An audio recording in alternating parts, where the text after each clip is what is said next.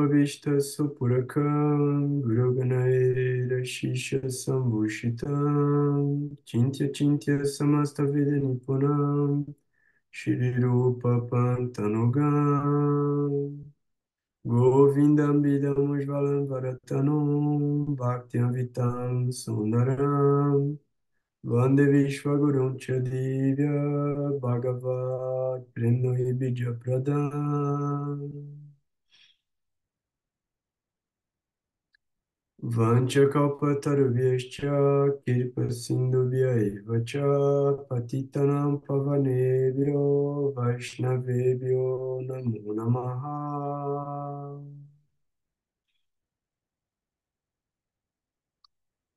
Om Agyanantimirandasya Gyanangyana Shalakaya Shashurum Militam Yena Tasmai Shri Gurave Namaha.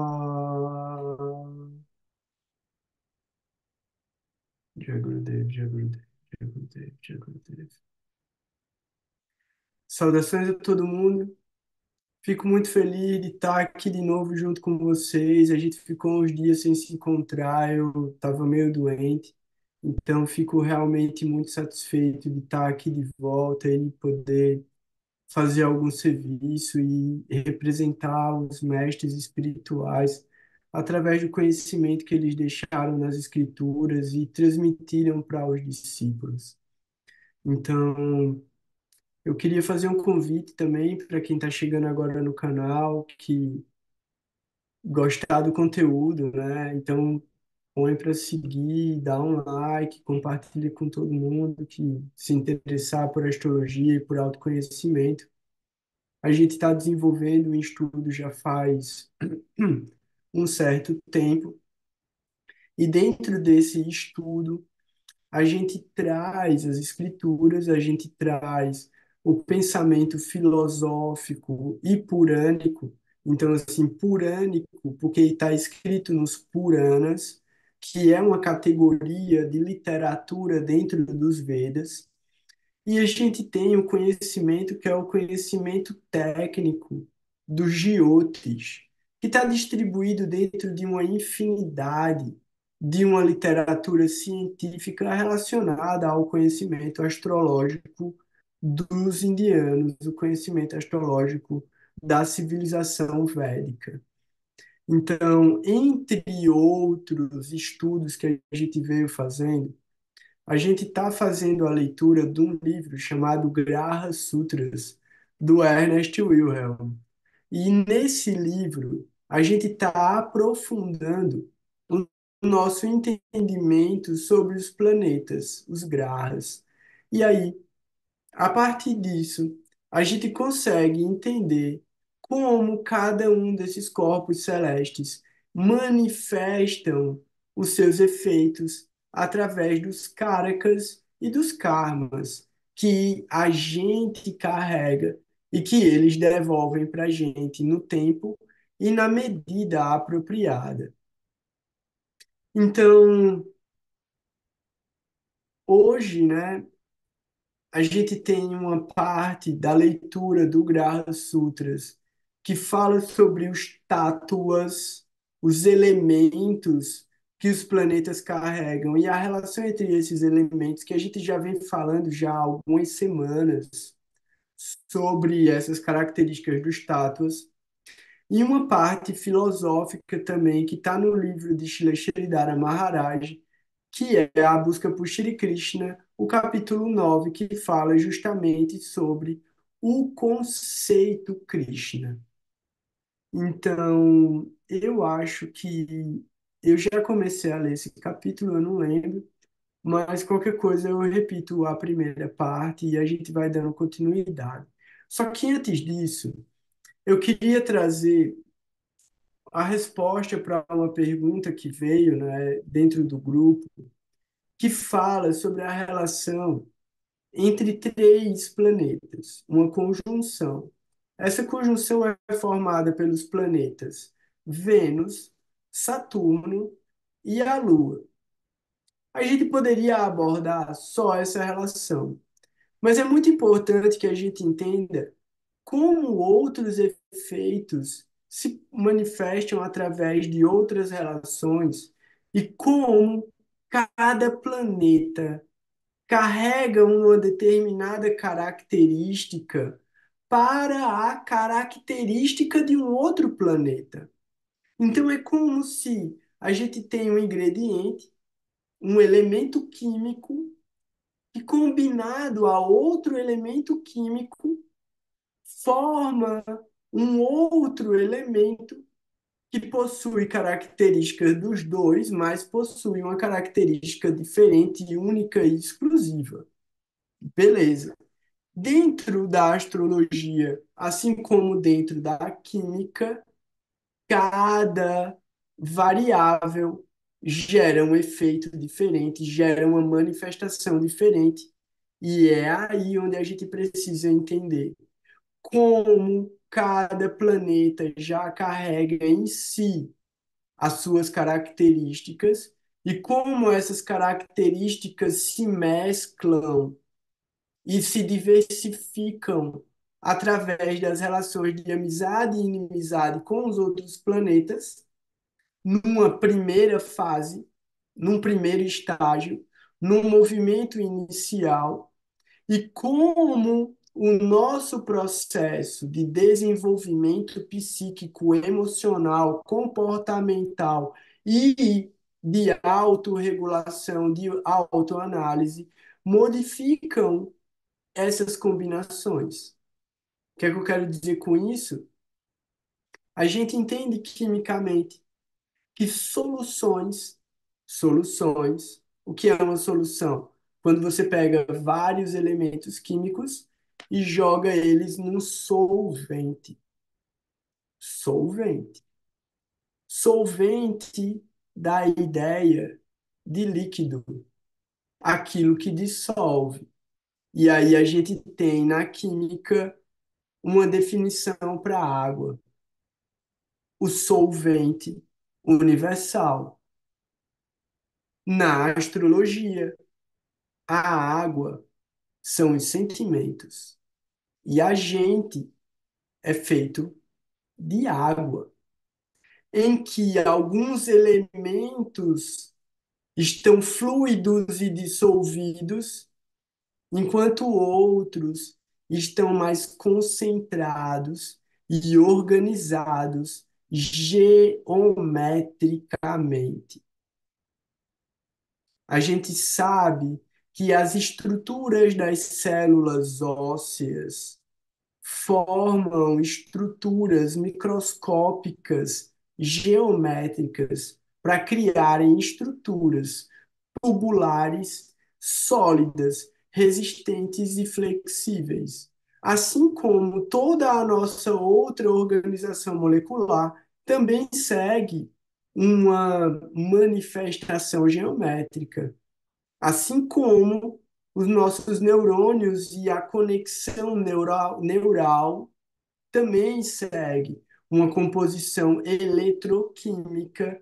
Então, processos biológicos e químicos criando interação entre células, manifestando um campo eletromagnético que a gente entende como a mente. Porque a mente é o funcionamento de uma corrente eletromagnética num dispositivo biológico, num dispositivo orgânico. Essa é a diferença entre um celular, um computador e um cérebro. O celular e o computador processam essas informações de maneira mecânica, matemática, num dispositivo mineral, não biológico, não vivo. O cérebro é esse dispositivo biológico vivo que processa essas energias, criando esse campo que é a nossa mente. E aí a gente entra em vários outros níveis e complexidades para entender fenômenos específicos resultantes de alteração de campos eletromagnéticos no panorama genérico, que aí é o que a gente está vivendo agora com as explosões solares, alterando o campo mórfico, né? Então, mórfico porque modifica estruturalmente as moléculas que estão presas dentro desse campo eletromagnético, que é calculado através de instrumentos tecnológicos como a ressonância de Schumann e mesmo o polo norte magnético, e essa proteção que tem a superfície da Terra através da atmosfera e a gravidade, que também é uma força eletromagnética. Um segundo. Beleza. Vou desligar o negócio aqui. Seguinte, a gente vai olhar para essas relações das características, né, dos caracas dos planetas da seguinte maneira. Começando pela Lua, porque aí a gente se orienta na camada mais superficial, que é a mente.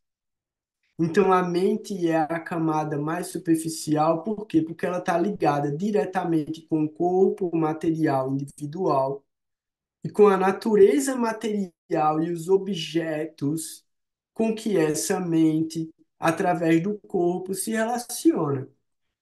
Então, como a gente estava falando, né, ainda há pouco, muito do que a gente consegue entender e absorver sobre a psicologia, a psiquiatria, a análise, e todos esses processos terapêuticos lidam com o aspecto biológico da saúde mental. Então, por mais elevadas que sejam as terapias, elas não alcançam ou não buscam alcançar o campo espiritual ou transcendental. E aquelas que dizem que fazem só estão tratando de campos emocionais um pouco mais sutis. Então, o que eu quero dizer com isso? Quando a gente entra na ideia de diagnose, e aí a gente vai ter uma amplitude muito grande, né, de doenças mentais, é pontual e grosseiro. Por quê? Porque você está avaliando um sintoma que se manifesta objetivamente. Se você respirar e pensar mais um pouquinho, você vai ver que isso é o resultado, isso é o efeito. Existe uma causa. E essa causa, ela está num campo mais sutil do que o efeito, mas ela continua sendo emocional, gravada num dispositivo biológico, que é a memória. E aí a gente vai, tipo, degrau a degrau, chegando em elementos que cada vez parecem mais espirituais, mas são cada vez mais sutis no campo emocional. Até o ponto que a gente poderia entender que seria quase que a culminância, o limiar entre o grosseiro e o sutil, que seriam os processos reais da mediunidade, os processos reais de você se conectar com campos e energias e visões e percepções sutis. Ainda assim, a realização, a experiência desse fenômeno passa pela mente.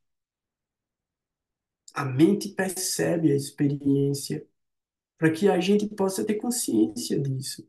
Consciência no sentido, não estou falando a nossa super. Não, não é a nossa consciência, não é a nossa alma. É consciência no sentido de entendimento. Para que a gente possa ter entendimento da experiência, ela precisa entrar no campo mental e ela precisa afetar diretamente a nossa biologia. E é aí onde a gente entende as catarses. Mas além das catarses, a mudança de comportamento, para que não haja a necessidade de você ter que passar por aquele processo de novo e vivenciar aquela dor de novo e vivenciar aquela catarse de novo. Então a ideia é você pode ir se utilizando todos os processos de terapia e autoconhecimento, mas eles sempre vão atravessar a sua mente e atuar no campo biológico, no campo material, e de maneira muito benéfica, evitar vários resultados que são psicossomáticos, então que vão danificar mesmo a sua estrutura biológica, ou efeitos comportamentais, que podem ser simplesmente reflexos traumáticos, que você continua executando, e aí você faz que acontece muito, né? Agora está muito em vigor as terapias xamânicas, que muita gente chama de terapias espirituais usando enteógenos. São alteradores da percepção do meio ambiente. Então, assim, cogumelo, peiote, ayahuasca, cannabis e toda uma infinidade de outras substâncias como cambô, ibogaína e tantas outras, elas não revelam o transcendental ou o espiritual. Elas vão revelar campos sutis da manifestação material. Então, a manifestação material, ela não é simplesmente concreta. Ela não é simplesmente concreta.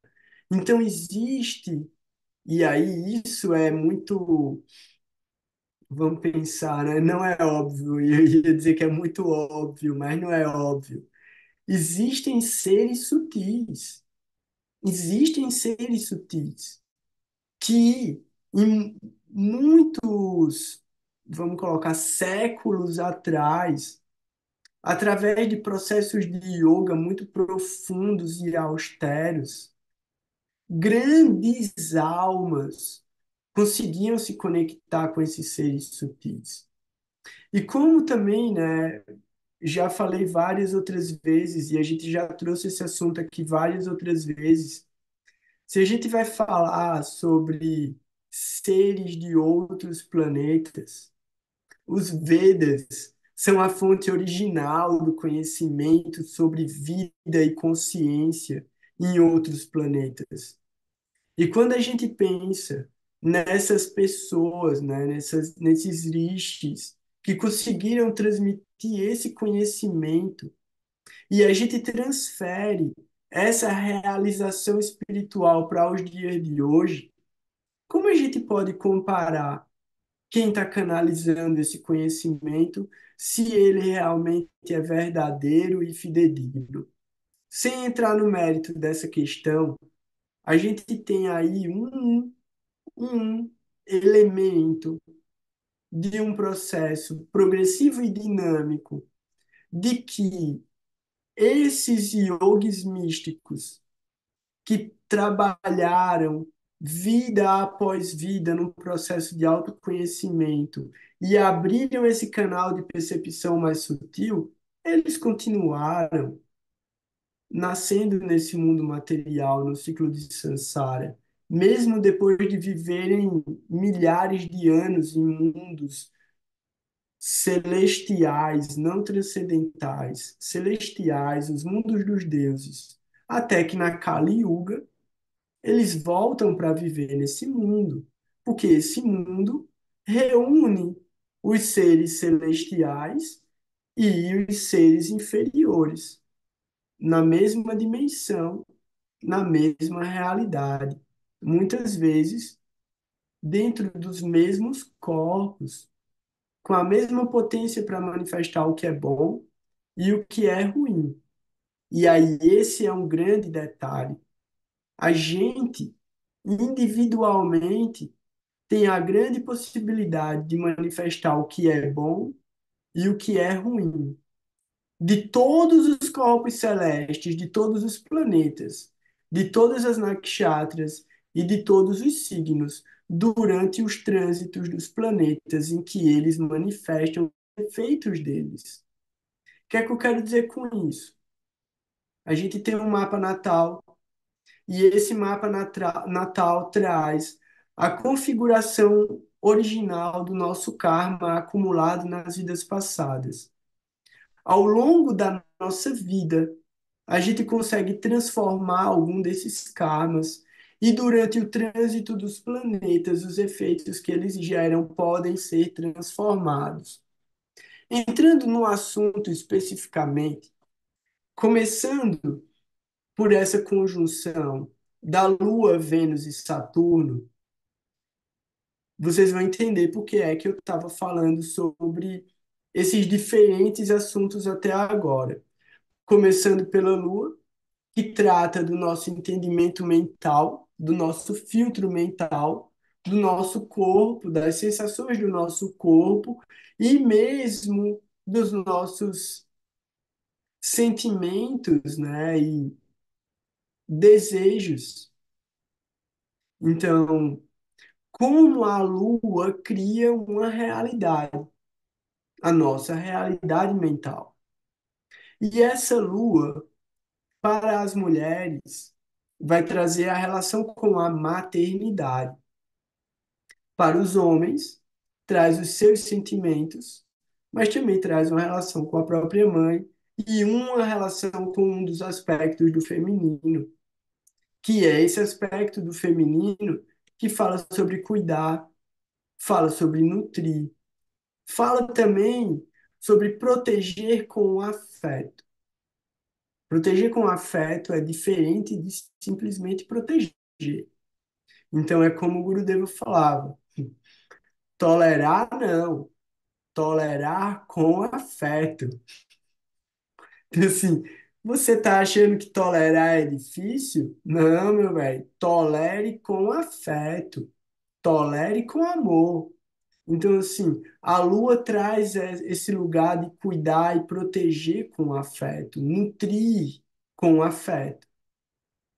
A lua traz uma relação muito interessante com o movimento da água no corpo.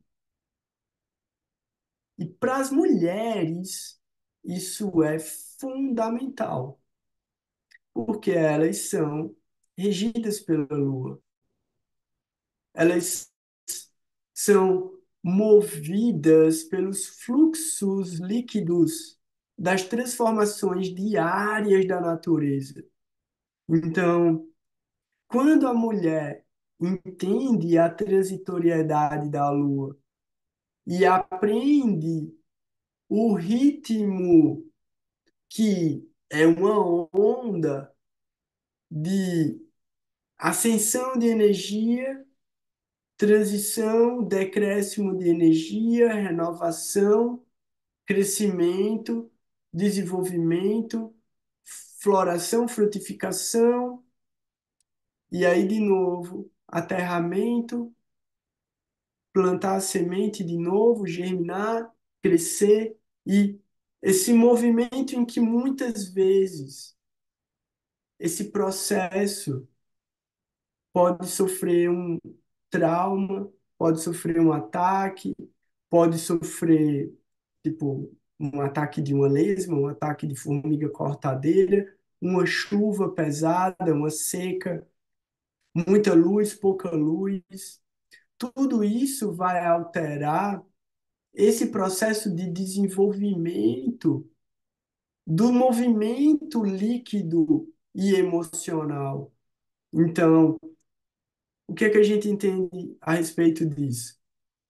A relação da Lua com os outros planetas, a relação da Lua com os signos, a relação da Lua com as suas próprias fases. E aí eu vou trazer um conceito agora, que é um conceito novo, porque eu não falei sobre ele antes, e eu vou só jogar ele e vocês vão pensar a respeito dele, e depois a gente vai aprofundar ele com um encontro específico para eles. Isso. A gente vai entender a natureza da nossa Lua a partir do seguinte: as quatro direções revelam quatro energias. Então, independente da nossa fase lunar de nascimento. Então, eu nasci no Chaturdashi, Shukla Chaturdashi. Alguém pode ter nascido em Amavasya, alguém pode ter nascido no Krishna Dashami, alguém pode ter nascido no Shukla Ekadasi. Nessa análise, não importa. Eu não quero saber a intensidade luminosa da sua lua. A lua que você nasceu é a mais importante para você. É a sua potência máxima. A lua que você nasceu é a lua em que você se alinha. É a lua em que você se encontra. É a lua onde você, tipo, se aterra. É a lua onde você sente, hoje eu tô pleno em mim, hoje eu tô completo, hoje eu tô com as minhas partes constituintes conscientes. Beleza. Imediatamente, a oposta é onde você está mais fraco. Então, se a gente pegar o Chandra Lagna, pega o Chandra Lagna, gira o seu mapa, coloca a Lua no ascendente. A casa 7 da Lua, isso é Bhavati Bhavan, galera, a partir da Lua. A casa 7 a partir da Lua, é a casa onde a Lua tá fraca, é a casa onde ela sente que ela precisa de ajuda. Ela precisa de companhia, ela precisa de alguém para apoiar ela, ela precisa do outro para se encontrar, para se entender, para se fortalecer. Fala aí, Renata. Ô, Goura, então a gente teria 2 dias importantes para esse alinhamento, a lua da Nakshatra e a lua do Tite, entendeu? Que a lua da Nakshatra também é importante, né? A, a lua que a sua Nakshatra, a Nakshatra que a sua lua tá. Sim, mas isso já é outra coisa. Por quê? Porque cada vez que a Lua passa sobre ela mesma no mapa natal da gente, ela vai estar numa fase diferente. Sim. Isso é uma coisa. A outra coisa, Não, aí é essa a minha dúvida. Qual que seria o mais relevante? Porque, por exemplo, eu sinto quando a lua tá em Vishaka, assim, o eclipse em Vishaka foi tipo punk pra mim, assim, sim. entendeu? Uhum. Que é onde Sim, tá a minha lua. Por isso que eu sim. tô te perguntando. Eu vou começar a observar com relação ao Tite. Eu nunca tinha feito essa. Então, as duas coisas são muito significativas e geram efeitos particulares, né? Cada uma vai gerar um tipo de efeito específico. O que eu estou falando é sobre a natureza da Lua, o estado, né? Que aí a gente entende o estado emocional da Lua.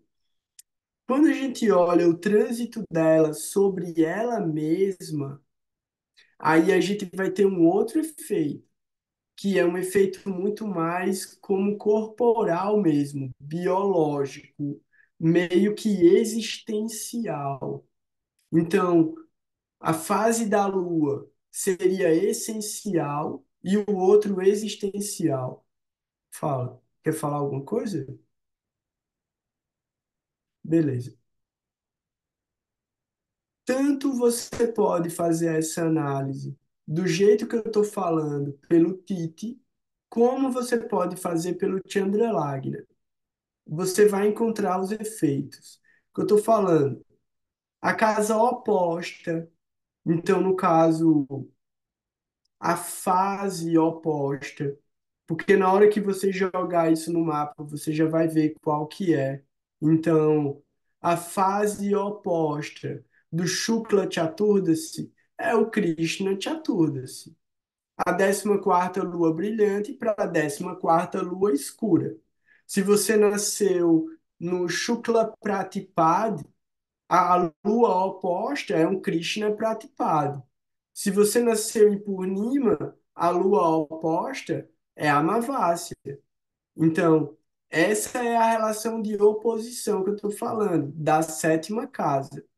Daí você vai ter a quarta casa, é onde a lua renova a própria energia dentro de si mesma, como se um lugar onde você pode se guardar e se renovar, um lugar seguro para a lua, um lugar forte para a lua, um lugar protegido. A 10ª casa é onde a lua tem que se mostrar, é onde ela tem que agir, e é onde ela fica frágil, é onde ela fica vulnerável. Por quê? Porque quando a mente se expõe, muitas vezes a gente comete o que é chamado de ato falho, né? Aquilo que você menos quer mostrar, exatamente aquilo que é a primeira coisa que você faz. Então, quando a gente pensa, o importante da ação é a consciência do objetivo. Então, o propósito pelo qual a gente está agindo, muitas vezes, ele tem que superar o sentimento que a gente está vivendo. Então, a gente não pode ser sentimentalista. A gente tem que agir. Fala. Só uma coisa, porque eu não sei, eu fiz confusão. Quando você fala da quarta e da 10ª, é a partir do posicionamento da lua natal no mapa, ou você está falando para fazer a contagem a partir do Tite, por As duas exemplo? coisas. As duas Por coisas. exemplo, o meu é Chaturda. Se aí eu olho, eu começo a coisa que eu nunca contei. Aí eu conto a quarta. Chaturda-se, Amavácia, esqueci o nome do Adashi, não é? Duádasi, Aí para nesse? Trayodasi. Uhum. É, mas aí Não, pararia em Guarda-se. É isso? não. Porque são Você 20. entendeu minha pergunta? Eu entendi. São 30. São 30. Não. Quando você falou sobre Quando eu a falo quarta e a 10ª, é a casa. Ou é a o casa, Tite? Eu fiz a confusão. casa, Ah, então pronto. Morreu. é a casa. Eu Entendi. tô falando É da por... casa. Tá, beleza. Beleza? Aí, quando você vai ver pelo Tite, aí você tem que calcular os Tites para ver qual que é o Tite que se relaciona com a quarta casa, com a 10ª casa, entendeu? Que agora de cabeça eu não vou saber calcular para todos os Tites, mas vamos fazer assim, pronto. É 7 e 7. Tá fácil. Se você pega Chaturda-se, certo? Que aí seria o meu, Chaturda-se. O oposto do Shukla Chaturda-se é o Krishna Chaturda-se. A quarta casa, a partir de Shukla Chaturda-se, é Krishna Saptami. A sétima. Por quê? Porque 7 é a metade de 14. Então, Krishna Saptami. E aí a 10ª é Krishna Saptami. Então, se eu tiver errado, é Ashtami. Ao invés de Saptami, é Astami, porque acrescenta uma lua que é Amavasya e Purnima. Então, assim, eu tenho que rever isso direitinho e aí eu trago depois, porque, como eu falei, isso é uma aula específica para a gente ter, só para entender essa energia da lua, mas é isso, que dá 15, é isso, é Astami. Eu acho que é Astami. É entre Saptami e Astami, que seria a 4 e a 10 de Chaturdas. Mas o que eu quero dizer é o seguinte: se a gente entender qual é a lua que a gente precisa se resguardar, se a gente aprender qual é a lua que a gente precisa se expor, e se a gente entender qual é a lua que a gente precisa de ajuda, tá lindo. Por quê? Porque aí você não fica entrando dentro de auto-julgamentos muito pesados. E é aí onde entra um outro movimento, que é a relação da Lua com os outros planetas. Então, ó, eu estou tentando dar profundidade dentro de um planeta para que a gente possa ver a relação dele com outros planetas. Começando pela Lua. Por quê? Porque o nosso funcionamento é mental. Então, só olhando para a Lua, eu dei uma técnica que já se manifesta de duas maneiras diferentes. Então, através do Titi e através do Lagna, a gente vai ter essa avaliação das energias da Lua, dos movimentos da Lua. Beleza. Quando a gente olha, começando a Lua, putz, eu queria deixar Saturno para o final, porque já são 8h40, mas eu vou começar com Saturno e talvez a gente não consiga fazer mais nada hoje, tá ligado? Aí a gente continua o assunto na outra semana, mas eu acho que é importante falar isso, porque é uma realização que eu tive, tipo, é uma experiência que eu tive. Eu mais uma vez, né? Eu não vi isso ainda, eu estou procurando, eu quero entender e tal, como é que funciona. Mas para mim, Saturno, e aí eu vou trazer as características de Saturno e eu vou trazer como isso manifesta na minha vida, assim, de uma maneira muito louca. Saturno. Saturno fala sobre o tempo, sobre o julgamento. Saturno fala sobre a lentidão das coisas, o trabalho duro, a humildade, o autossacrifício, a justiça, a equanimidade. Saturno fala sobre o pecado, o castigo, o julgamento, o sofrimento, a impureza, a dor. Saturno fala sobre a sujeira. Sujeira. Saturno é a cor preta. Saturno fala sobre os excluídos, os rejeitados. Os rejeitados se relacionam com Ketu também. Mas a gente entende os abandonados através de Saturno. A gente entende aqueles que não receberam amor, que não receberam afeto. Então a gente entende que Saturno, ele traz um lugar difícil, um desafio, onde a gente precisa se esforçar muito para melhorar. Então, assim, Saturno fala sobre a sujeira. Vamos colocar nesse aspecto. Eu falei um monte de palavra. Agora eu vou pegar uma palavra só, para vocês entenderem como isso, tipo, abrange uma diversidade louquíssima de efeitos. Sujeira. Sujeira. Saturno fala sobre a sujeira, onde está sujo. Beleza. A Lua fala sobre a cor branca. Saturno é preto, a Lua é branca. Vênus é branco. A Lua fala sobre esse lugar de nutrição.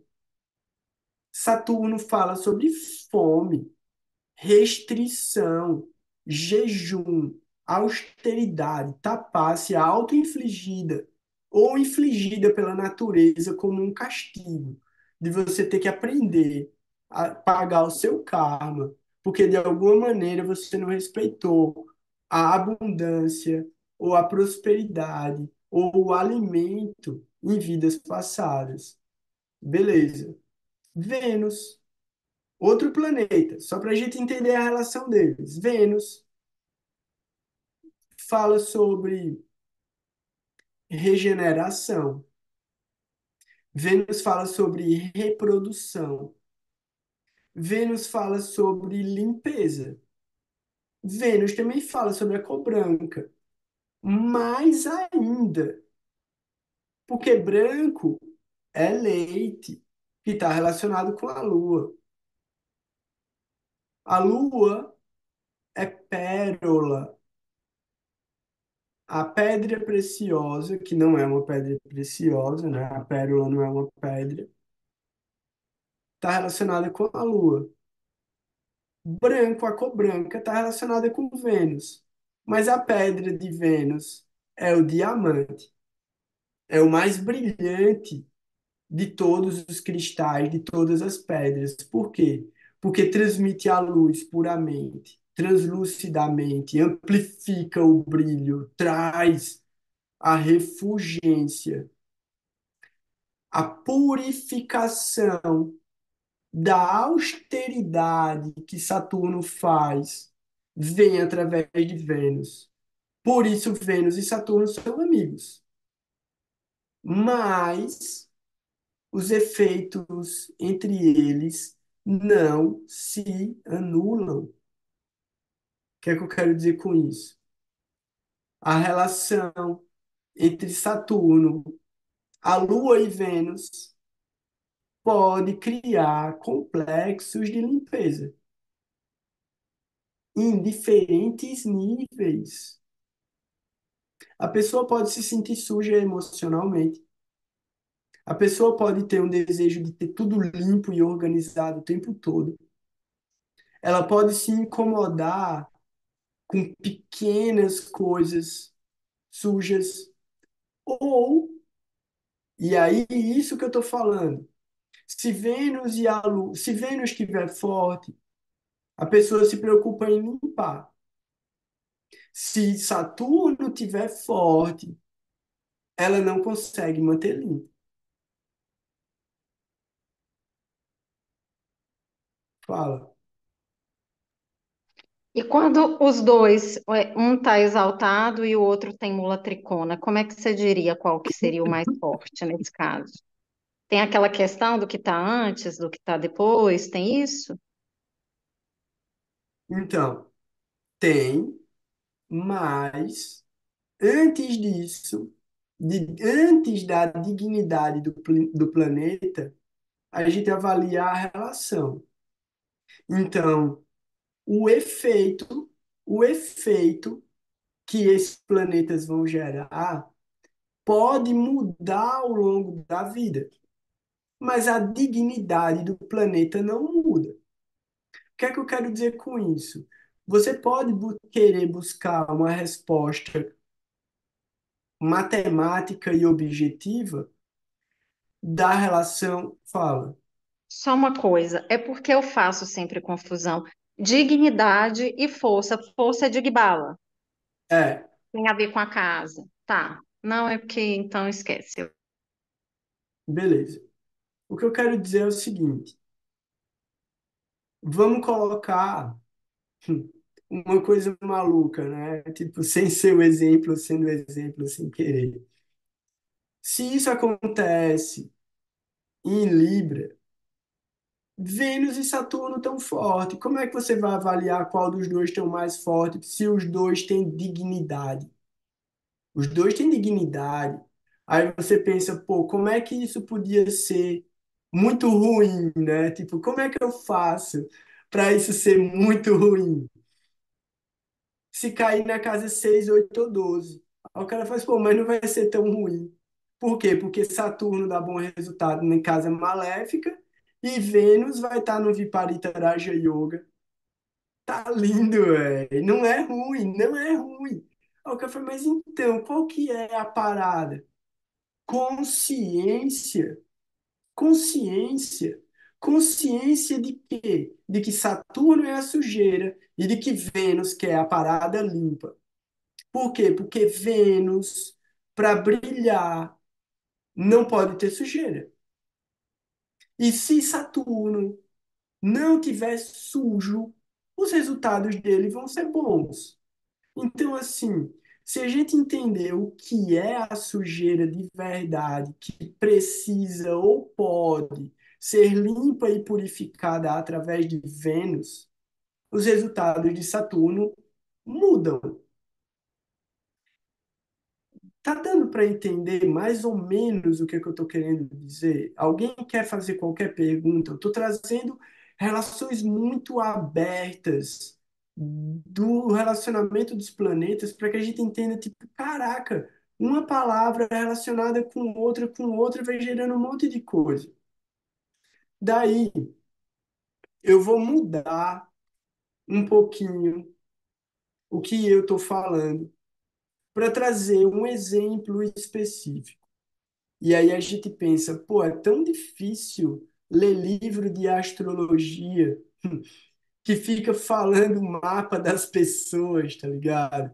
Tipo, caraca, é muito difícil, velho. Você olha lá, porque ele nasceu tal dia, viveu tal dacha, e durante o trânsito de tal planeta aconteceu tal coisa com a vida dele e tal. Você fica, meu irmão, eu não consigo entender, velho, eu não consigo visualizar isso, não. É muito difícil para minha cabeça.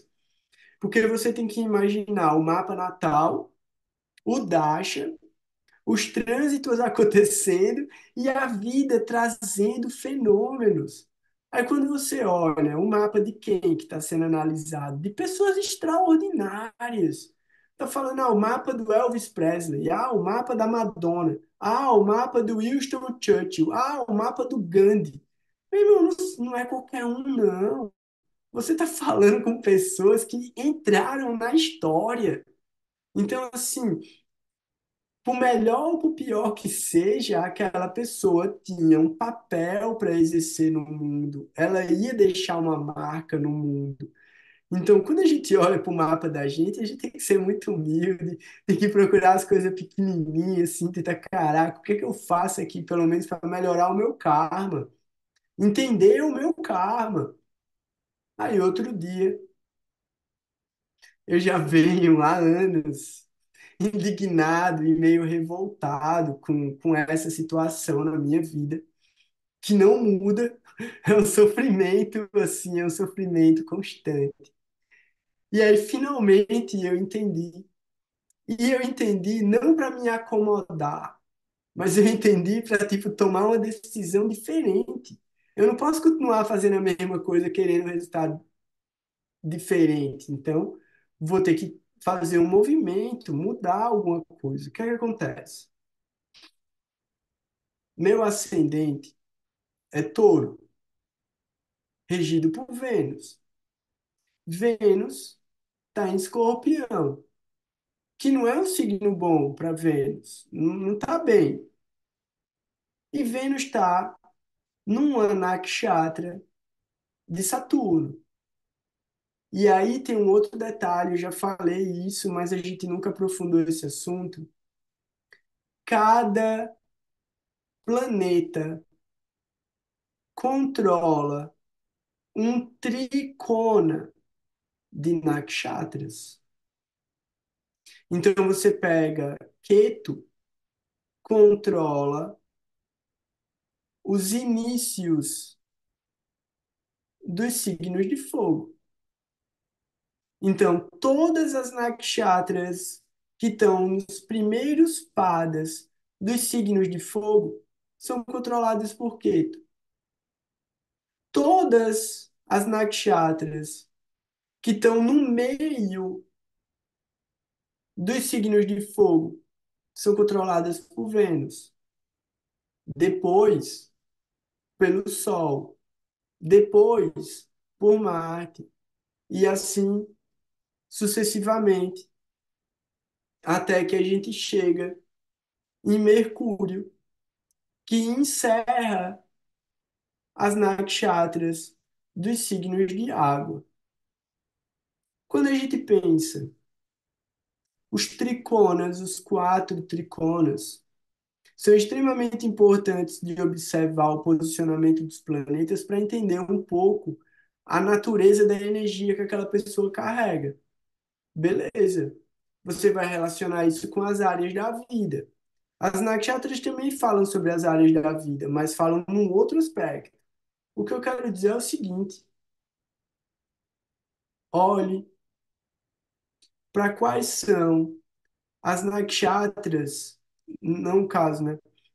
Quais, qual é o regente de nakshatra mais presente no seu mapa? O que é que eu quero dizer com isso?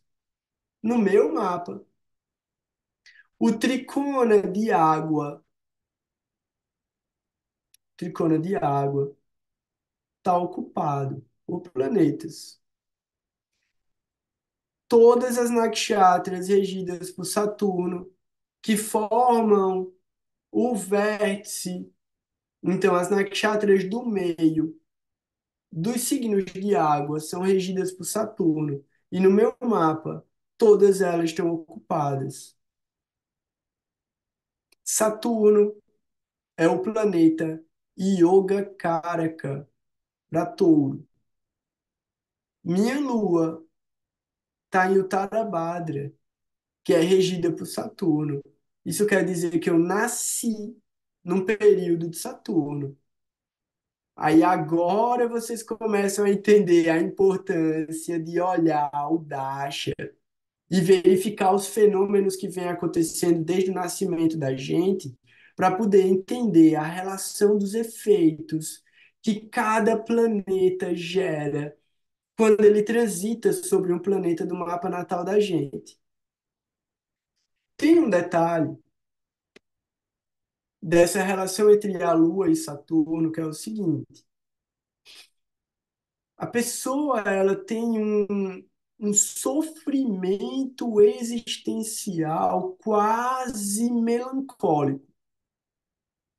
Então, ela sofre com o tempo, ela sofre com o passar do tempo, ela sofre com o não passar do tempo, ela sofre com as emoções que ela sente, com as emoções que ela não consegue sentir.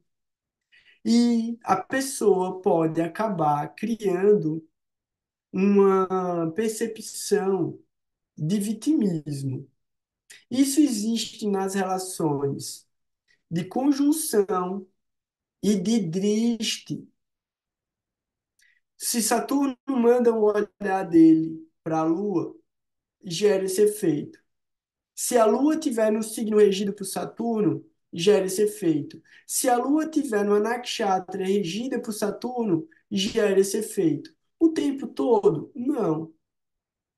Por isso, a gente precisa estudar essa natureza da relação entre a Lua e Saturno, para que a gente possa entender como esses caracas vêm num determinado momento e vão embora em outro determinado momento.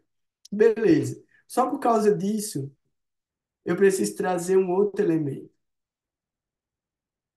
As três nakshatras de Saturno estão ocupadas, a Lua, inclusive, e a Lua recebe um olhar de 180 graus de Saturno, que está numa nakshatra regida pela Lua.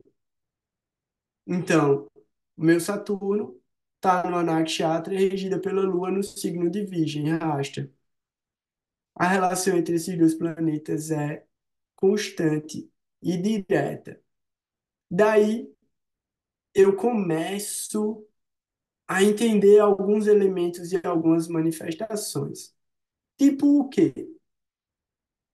Meu Sol está em conjunção com Saturno e com Júpiter, deixando esses dois planetas em combustão. A gente sabe que Júpiter combusto não é tão ruim, porque a relação dele com o Sol é boa, então isso pode dar bons resultados. Mas a relação do Sol com Saturno não é boa, ruim, muito ruim. O que é que acontece? Para o ascendente Touro, o Sol rege a casa 4 e Saturno rege a casa 9 e 10.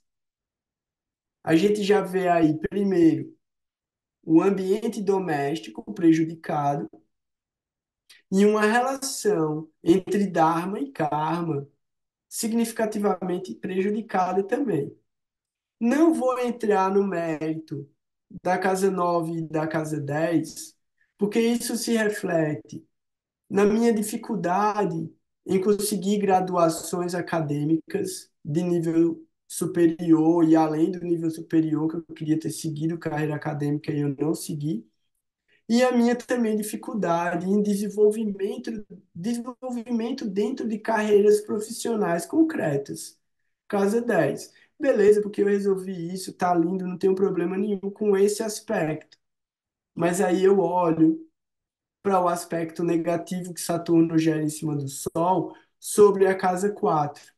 A casa 4 ela fala sobre o ambiente doméstico e ela fala sobre veículos.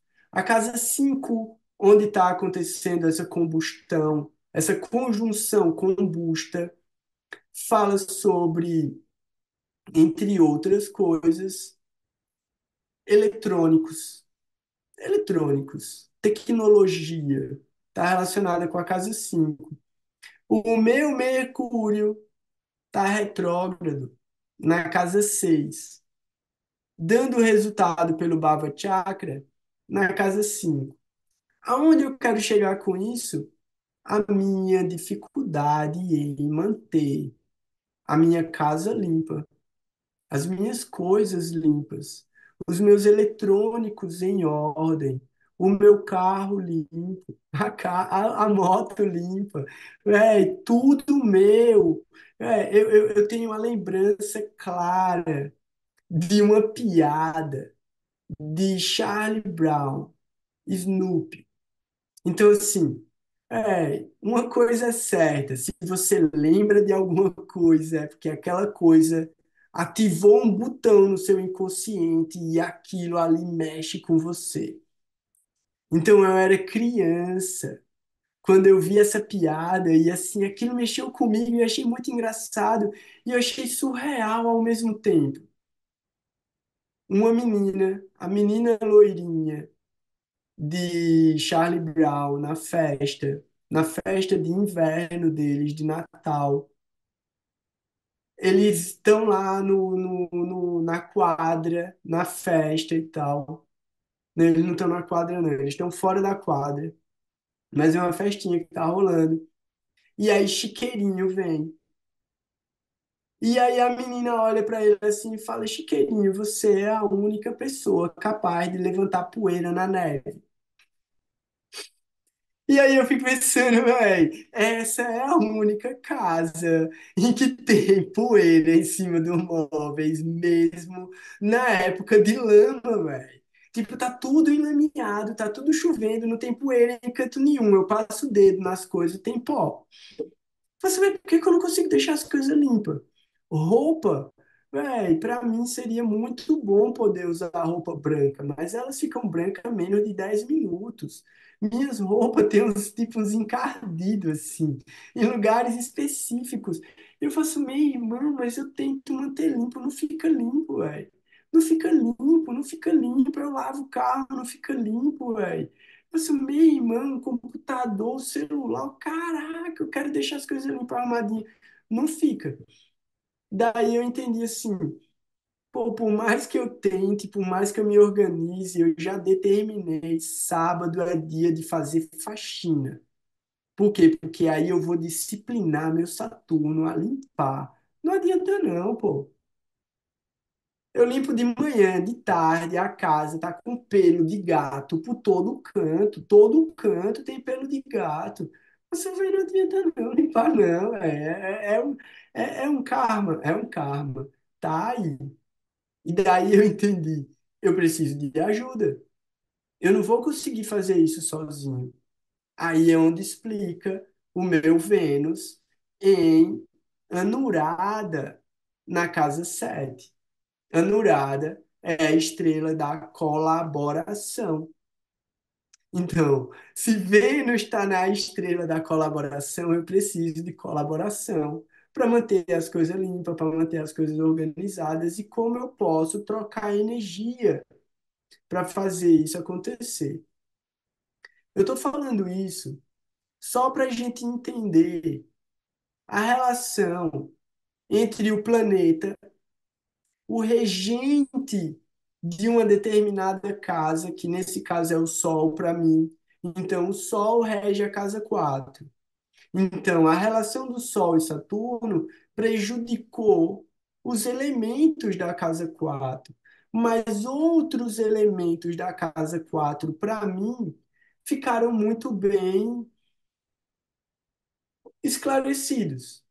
Estilo, eu nunca, a minha vida inteira, nunca me senti à vontade em lugar nenhum, em casa nenhuma.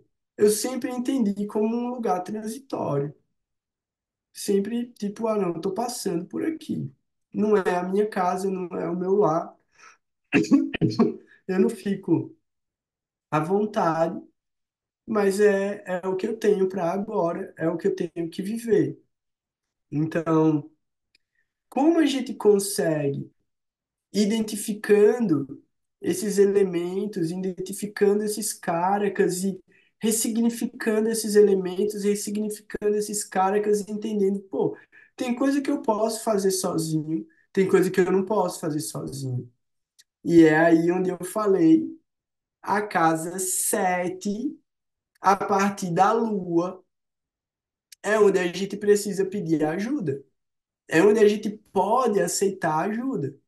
E é exatamente onde eu tenho a maior concentração de planetas. É na casa oposta à casa da Lua.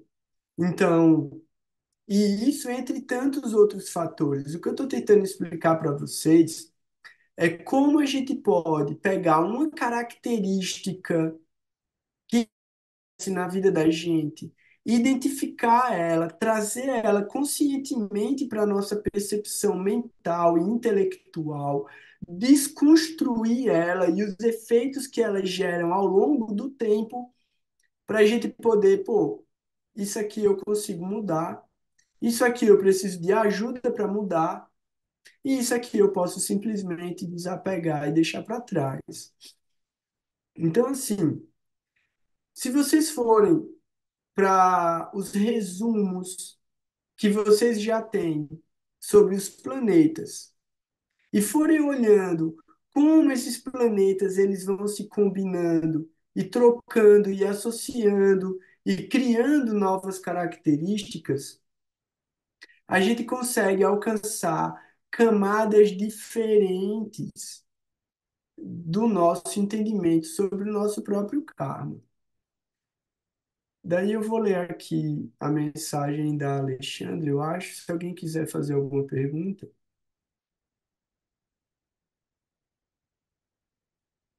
pronto. A Alexandre identificou também no filho dela uma grande dificuldade de ficar limpo, principalmente os pés e as mãos. Daí a gente vai já olhar exatamente o quê? As mãos, casa 3 e a nakshatra de Rasta. Como eu falei, Rasta tem uma relação com a lua. A outra coisa, os pés, o signo de peixes. Então, até mesmo a nakshatra de Uttara Bhadra Pada, Purva Bhadra Pada e Revati. Pode olhar as três nakshatras. No mapa natal é que eu acho que vai dar mais significado. Daí você pode olhar isso, né? Como eu falei. A casa 3, a casa 12, rasta e o signo de peixes. Fala aí, Renata. Então, fazendo remédio para Saturno, nessa conjunção onde ele está no meio, porque eu não posso considerar um Shubha Kartari porque tem a Lua, né? Mas eu posso considerar que fazendo medicação para Saturno vai favorecer tanto a Lua quanto Vênus? Sim. Eu nem sei, talvez possa considerar um Shubhakartari se a Lua estiver bem posicionada. Mas isso não é Câncer, não, isso é Libra, né? É Libra, casa 4. Sim. Então, é quase um Shubhakartari. Esse Saturno, ele não tá tão ruim. O lance que eu sinto é que a gente se apega muito às coisas. Saturno com a Lua, ele faz a gente dar muita importância a sentimentos e memórias que podiam ser deixadas para trás, que a gente podia desapegar delas, que a gente poderia superar elas, transcender elas. Mas Saturno, ele guarda muito, né? Ele prende muito, ele segura muito isso, o que é bom na medida em que você entenda que é profundidade. Então, se ele segura e você vai aprofundando, quer dizer que você vai conseguir tirar mais raízes junto com o que você está querendo arrancar fora. Mas que o intuito seja realmente arrancar fora, não ficar preso naquele processo. Fala. Não, e isso também, se tratando de um ascendente em Câncer e a Lua estando com Saturno, vamos dizer assim, que o que você disse ainda tem que ser olhado com mais clareza do caminho que você está fazendo, né? Porque senão é um tiro no pé. Sim, Você se apega, né? Você vai ali para querer limpar e fica, que é a sensação que dá, ainda mais com escorpião muito habitado, né? sim. Uma coisa que eu queria falar, né? A gente teve uma conversa tão legal assim antes de colocar para gravar. E aí a gravação de hoje acabou sendo quase uma coisa terapêutica também, né? Tipo, eu falando do meu mapa, explicando um monte de coisa, um monte de efeito e tal.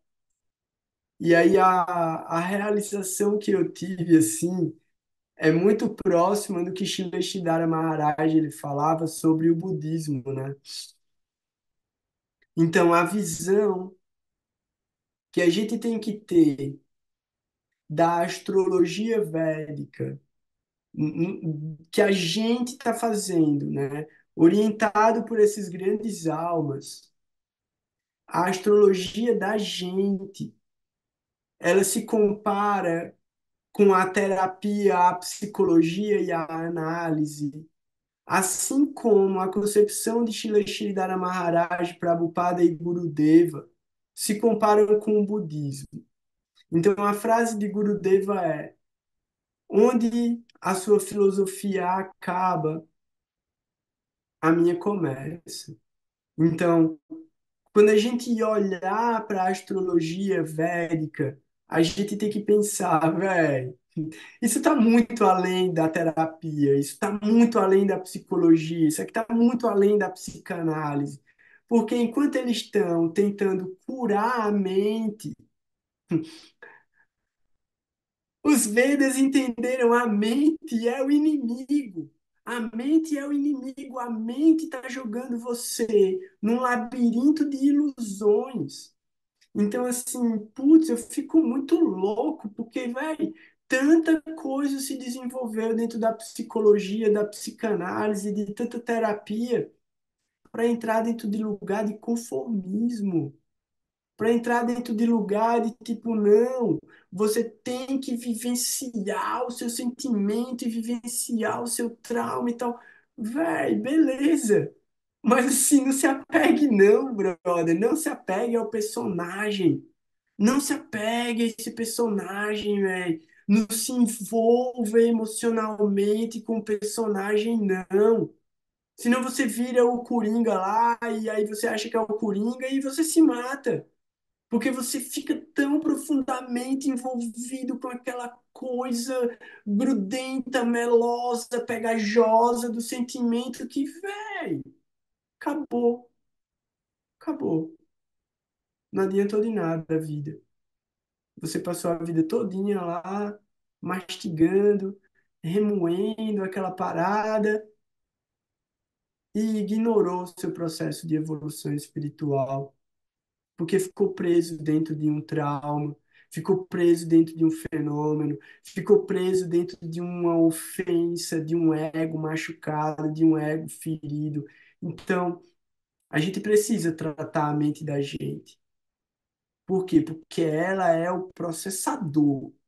A mente é o processador da doideira toda. E se o processador não estiver funcionando bem, o computador não funciona. Não interessa você enfiar um monte de memória RAM, não interessa fazer nada.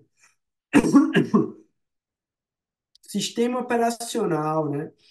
Não é nem o processador. Sistema operacional que vai estar transmitindo essa informação para o processador e trazendo de volta como imagem, como texto, como som, como vídeo. Então, essa relação que a gente tem com os sentidos, com os objetos, com os desejos, os sentimentos, tudo isso está acontecendo o tempo todo. Mas, velho, dá um passo. Dá um passo para cima. Não é nem para trás, é para cima. Sai. Vai para uma dimensão sutil. Observa o personagem inserido dentro de um contexto. Toma a decisão apropriada. A decisão apropriada nem sempre é feliz. Nem sempre todo mundo sai sorrindo, mas é apropriada. E aí você vai transformar, viver, transcender, superar, evoluir, lutar e vai se ver em outra situação. Então, eu acho que seja mais ou menos por aí, né? A gente tem, a gente tem que tratar o doente, a gente tem que eliminar a patologia, a gente tem que cuidar do veículo para poder alcançar um objetivo. Eu não estou, de forma alguma, eliminando os processos psicológicos, terapêuticos, de autoanálise, até porque Gurudeva falava, a religião, a minha religião é procurar pelos meus erros e corrigir esses erros, sem procurar os erros dos outros. Então, a ferramenta que você utilizar para encontrar esses erros é válida, mas entendendo que isso é uma camada. E a gente tem que ir para uma camada ainda superior. Fala aí, Renata.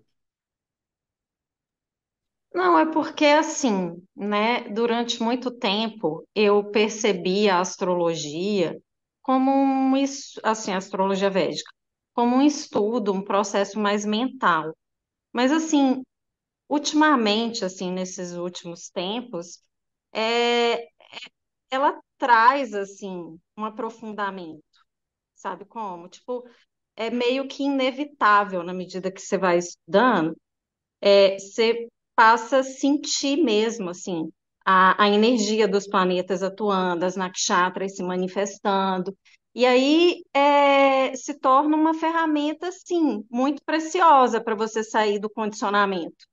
Que eu acho que assim, com toda a minha ignorância, mas eu acredito que o processo transcendental é esse, né? O que vai te levar é sair do condicionamento, desapegar tudo para querer ir para outros lugares assim melhores. Não sei, entende? E assim, é essa percepção que eu tenho, que não é uma simples ferramenta mental, que ela, inclusive, é terapêutico também, entende? Pelo menos no meu caso, assim, eu posso dizer com todas as letras que que é um processo, né, terapêutico e de consciência, assim. Sim, Faz sentido? faz sentido, eu concordo com você. E assim, Mas você eu vai queria. sentindo até a manifestação do gato, que nem a gente conversou, sabe? Eu já tinha conversado isso com você antes, que assim, as próprias medicações, elas chegam até você, inclusive. Não precisa nem você trabalhar para querer saber quais são, porque quando você entende, ela já chegou, sabe como? É essa sensação assim que eu tenho.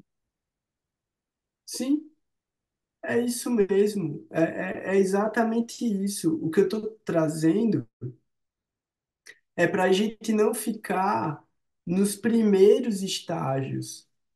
É para a gente não ficar no campo emocional, no campo do trauma, no campo só daquele objeto. É para a gente ir além. Não é para a gente parar ali. Não é tipo, ah, agora eu entendi isso, resolveu. Não, é agora que você entendeu é que começa. O trabalho começa aí. Então, assim, eu não estou descaracterizando o nosso estudo como um estudo terapêutico, porque a nossa troca constante é terapêutica. A boa associação é uma terapia. O que eu estou querendo dizer é que a gente pode ir além disso, a gente pode ir muito mais além disso, na medida em que a gente faz o nosso trabalho interno, a nossa limpeza interna. Então, assim, eu acho que hoje a gente conseguiu dar um passo significativo em relação a esse lugar, né, de entender a relação dos planetas, como eles podem trazer fenômenos para a gente e como os planetas estão falando o tempo todo. Então, como você falou, como a Eliane falou antes também, pô, nem queria um cachorro, jogaram um cachorro na minha frente. Ah, a gente já tinha falado sobre o gato e o gato agora apareceu.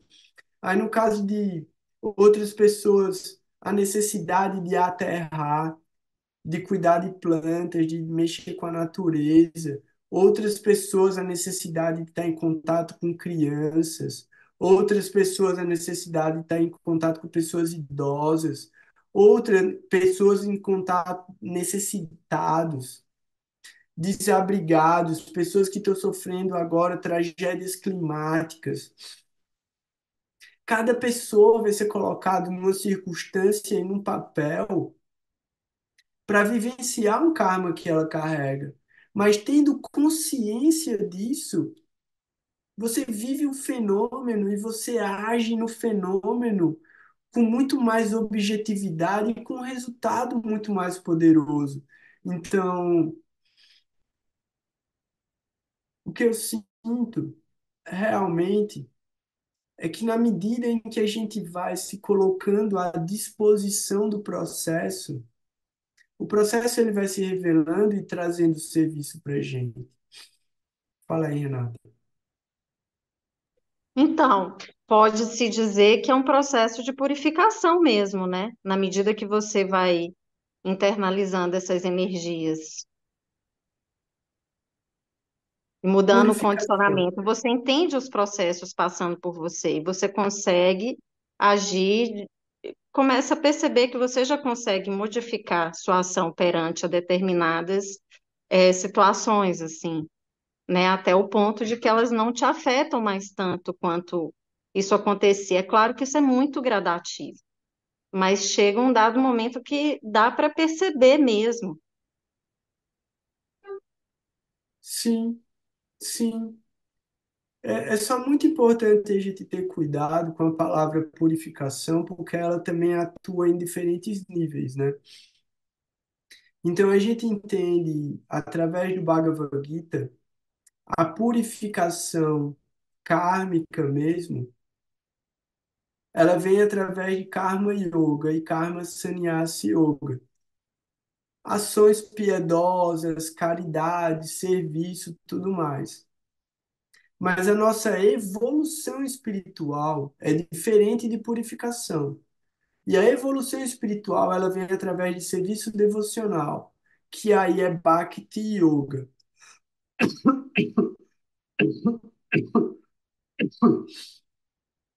Bhakti Yoga é o que faz a gente evoluir espiritualmente. Jnana Yoga purifica o nosso intelecto. Karma Yoga purifica a nossa energia de manifestação material. Então, karma bom faz com que coisas boas aconteçam na sua vida. Guiana, conhecimento, faz com que você entenda, discernimento sobre o que é bom e o que é ruim. Então, vai acontecer coisa boa, vai acontecer coisa ruim, mas você vai ter conhecimento para entender. Isso faz parte. Bhakti, você já, tipo, nem liga se é bom, se é ruim. Você não está preocupado em entender o que está acontecendo.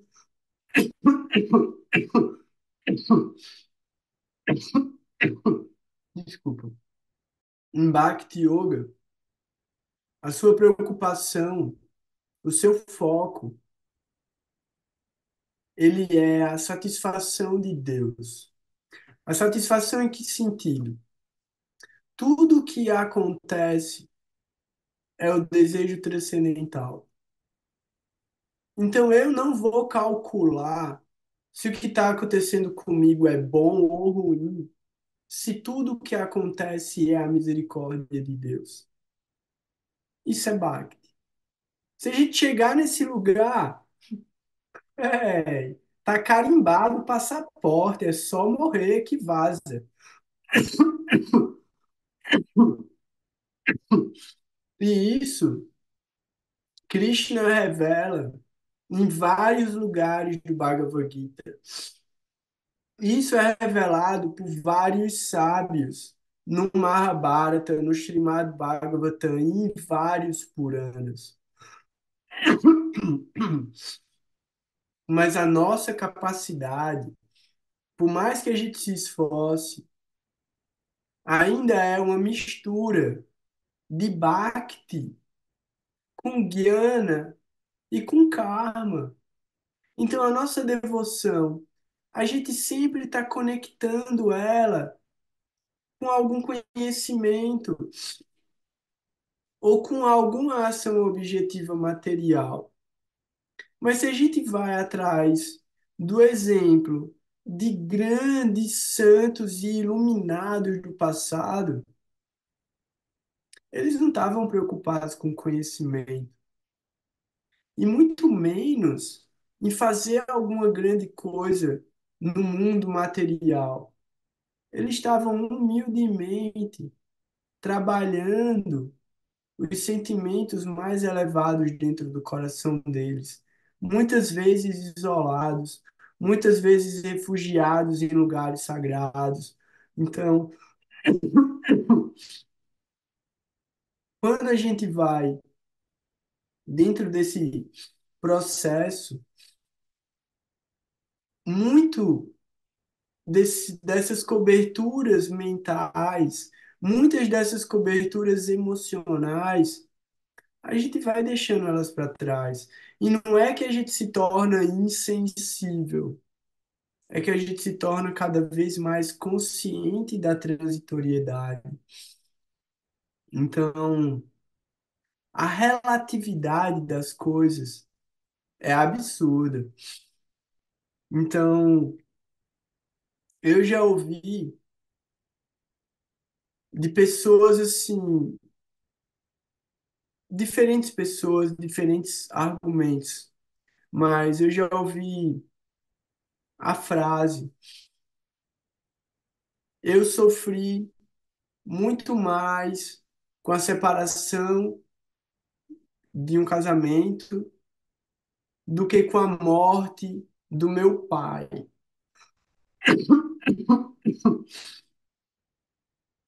Você pensa, pô,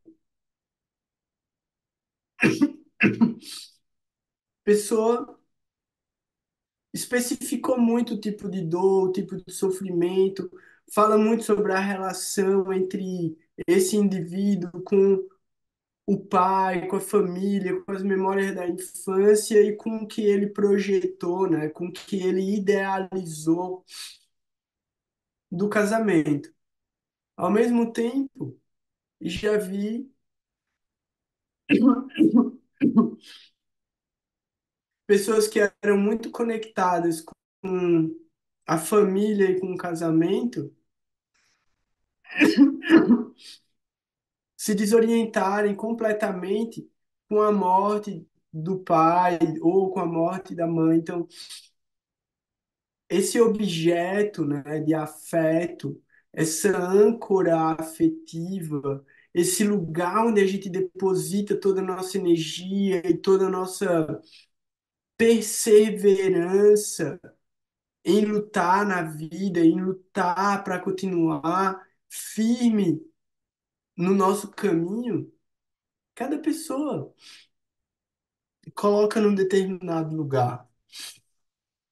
E o objetivo aí é trazer, né, como a gente sempre fala, acima de todas as coisas, amar a Deus acima de todas as coisas, entendendo que Deus se expressa através das coisas e das pessoas e dos fenômenos, mas ele está além de tudo isso. Então, se ninguém tiver nenhuma pergunta, nenhum comentário para fazer, eu acho que já está ficando tarde. Eu queria ler um parágrafo da busca por Shri Krishna, só para a gente encerrar. E aí, na semana que vem, eu volto para continuar essa relação entre os planetas e a gente volta para a leitura do Graha Sutras também. Alguém quer falar alguma coisa? No capítulo 9 da busca por Shri Krishna, tem um subtítulo na página 135 dessa edição que se chama Cogumelos Mentais. E eu vou ler só um parágrafo, porque realmente é muito, e assim, a gente precisa cair com profundidade dentro desse conhecimento. Seguinte, Jai Shri Shri Maharaj Ki Jai. Mas o fogo da consciência de Krishna existe, e esse fogo não pode ser extinto. É uma centelha de verdade eterna. Assim, o fogo continuará, e chegará o dia em que os inimigos que nos cercam terão de se retirar de uma vez por todas. Um dia, observaremos que Krishna gradualmente capturou nosso coração por inteiro, e os outros terão se retirado para sempre. Eles já não estarão presentes para não causar problemas em nosso círculo mental.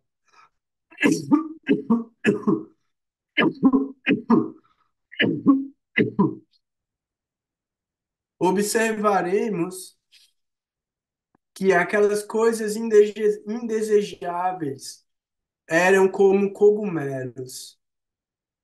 Elas vieram do nosso solo mental e agora se foram, morreram. Todas partiram e Krishna sozinho está no coração. Neste momento, o coração está apenas repleto de Krishna, repleto da concepção de Krishna. Eu vou copiar esse pedaço do texto e eu vou colocar ele no grupo da gente porque aí vocês podem. Eita, eu vou ter que reconfigurar porque as palavras saíram erradas. Mas eu vou compartilhar esse texto. Todo mundo tem, eu deixei o livro disponível, o PDF, para todo mundo. Isso está no capítulo 9, no subtítulo Cogumelos Mentais. Então, quem quiser pode ler, não é grande. Pronto. Vou ler mais um parágrafo. E aí depois eu copio esses dois parágrafos. Qual é a proposta da consciência de Krishna? E qual é a proposta de tantas outras concepções? Todas estão nos dando suas garantias desde tempos imemoriais, dizendo: vou dar-lhe isto, vou dar-lhe aquilo. Mas a concepção de Krishna vai chegar e dizer: minha afirmação é esta. Tudo isto é meu e todos vocês são invasores. Então, isso é Krishna falando, né? Tudo isso, tudo criado, pertence a Krishna. E quando ele chega, tudo se retira. A afirmação é esta: tudo isto é meu e todos vocês são invasores. A luta começará. As coisas indesejáveis certamente se retirarão, e a consciência de Krishna capturará o coração por inteiro. Este é o processo. A consciência de Krishna tem apenas de abordar nossos corações, de uma forma ou outra, através de um devoto puro. Um pouquinho da verdadeira consciência de Krishna deve entrar através de nossos ouvidos, rumo a nossos corações. E Krishna fornecerá tudo o que for necessário. A pessoa que se imbuiu de até mesmo um leve interesse pela consciência de Krishna tem garantia de sucesso na vida espiritual, hoje ou amanhã. Jai Shri Krishna Maharaj Ki Jai. Então, incrível também, né? Como em dois parágrafos, Srila Sridhara Maharaj falou muito mais do que eu falei em 2 horas e meia. Então, eu peço minhas desculpas por fazer vocês perderem tanto tempo comigo. Peço minhas desculpas se eu acabei ofendendo alguém de alguma maneira. Agradeço de todo o coração a presença de vocês e a oportunidade de fazer serviço. Espero ter mais oportunidades como essa. Espero que vocês fiquem bem, que fiquem em paz. E que a gente sempre lembre que todas as glórias sempre devem ser oferecidas para os mestres espirituais, porque esse conhecimento original vem chegar a gente através deles. Então, Vanchakalpa Tarubhyascha Kripa Sindhubhya Eva Cha Patitanam Pavanebhyo Vaishnavebhyo Namo Namaha. Om Jnanatimirandasya Jnana Shalakaya Chakshurum Militam Yena Tasmai Shri Gurave Namaha. Jai Gurudev, Jai Gurudev, Jai Gurudev. Boa noite. Fico muito feliz que a gente estava hoje junto. Espero ver vocês muito em breve de novo. Um grande abraço. Até mais. Hare Krishna.